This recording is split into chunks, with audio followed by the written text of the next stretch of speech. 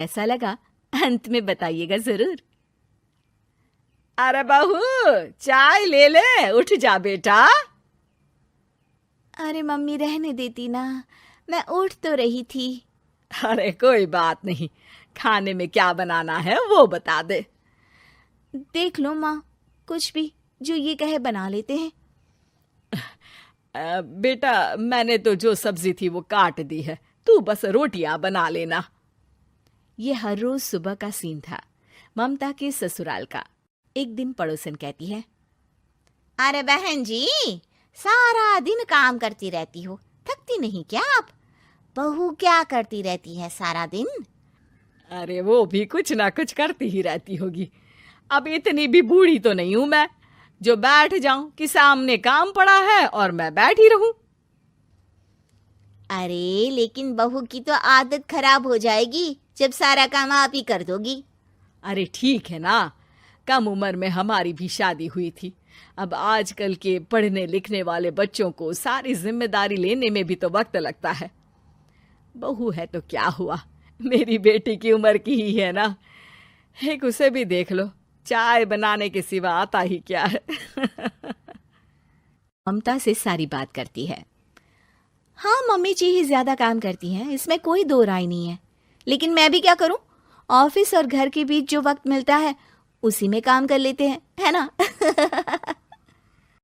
दिन बीत रहे थे। सास बहू के बीच की बॉन्डिंग अच्छी थी, लेकिन जब बहू माँ बनती है तो जो थोड़ा बहुत काम किया करती थी वो भी छोड़ देती है। बहू, ये ले, तेरे लिए बनाया है। इसको खाने से बच्चा और तू दोनों स्वस्थ रहेंगे। ठीक है माँ जी। माँ जी, वो बच्चे के लिए गद्दे जो सूख रहे हैं ना छत पर, जरा ले आइए ना। तभी वहां पति आ जाता है। अरे माँ रुको, मैं ले आता हूँ, तुम मेरा खाना लगा दो। माँ किचन में चली जाती है। पता है, बगल वाली डॉली है ना, वो लोग हमारी साइड के हैं। उसकी सास ने तो उसकी हड्डियों को मजबूत करने वाले लड्डू बनाए हैं। उसे भी बच्चा हुआ है ना। पता नहीं मम्मी जी क्या पानी सा उबाल कर दे देती है, मैं तो बस वही खा लेती हूँ। अरे तो तुम्हारे साइड बनता है तो तुम अपनी माँ से बोल दो, वो बना देंगी। आहा, माँ की तबीयत ठीक नहीं रहती, तुम जानती हो ना, कैसे बनाएंगी वो। अरे क्या हो गया सासू माँ को? कल तक तो फेसबुक में किटी की फोटो डाल रही थी। अच्छा अच्छा, चुप रहिए। डॉली की सास ने मनाया है, तुम लोगों का भी तो फर्ज बनता है। तभी वहां सास आ जाती है। ये ले बहू, गर्म पानी की बोतल, गर्म पानी पीने से पेट अंदर हो जाएगा। नहीं नहीं माँ जी, गर्म पानी पीने से प्यास नहीं बुझती। अरे पी लेना बेटा। वो बगल वाली डॉली को तो जानती है ना, जो तुम लोगों के साइड की है। तेरे साथ ही उसका भी बच्चा हुआ था। बेचारे का कोई ख्याल रखने वाला नहीं, सारा काम करती है और रात में बस एक लड्डू खाकर सो जाती है। पेट तो लटक ही गया है और बच्चा तो कितना कमजोर सा है उसका। अच्छा माँ, क्या बात है, डॉली की ये हाल है? क्यों मैडम, क्या कहना है आपका? अब पता है मुझे, किसी के पास मेरी सास की तरह सास थोड़ी ना है। नहीं नहीं बेटा, ऐसा नहीं है। मेरे लिए तो तुम सभी मेरे बच्चे जैसे ही हो। ममता को समझ में नहीं आता कि वो सास में कैसे कोई बुराई निकाले, क्योंकि हर कोई उससे उसकी सास की तारीफ ही किया करता था। एक रोज ममता के घर उसकी ननद आती है। अरे भाभी, मुन्नी को तो 6 महीने हो गए, आप अभी भी बेड पर हो। आ गई है आप? कैसी हैं बुआ? बच्चा होने के 6 महीने बाद आई हैं आप? भाभी, अमेरिका दूर है ना तो वक्त लग जाता है। अब इनकी छुट्टी अभी थी तो सभी आ गए। वैसे माँ कहाँ है? थकी हारी सास बेटी को देखकर खुश हो जाती है। माँ, इस बार तेरा वीजा तैयार है, मेरे साथ चलने को तैयार रहना। हाँ हाँ बेटा, मैं तैयार हूँ। अरे ऐसे कैसे माँ, मैं कैसे मैनेज करूंगी?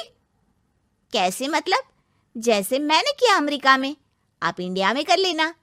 वैसे आपका तो मायका भी पास ही में है ना। हाँ वो तो है, लेकिन वहाँ माँ के पास वक्त नहीं होता। ईश्वर भक्ति में उनका सारा समय चला जाता है। भाभी, बेटी परेशान हो तो माँ का ध्यान आरती में कैसे लग सकता है? समझ में ही नहीं आता। वैसे भी अब माँ को मैं अपने साथ ले जा रही हूँ। माँ को विदेश घूमने का शौक है ना। ममता मन मारकर चुप हो जाती है, लेकिन मन ही मन सोचती है कि वो कैसे सारा काम मैनेज करेगी।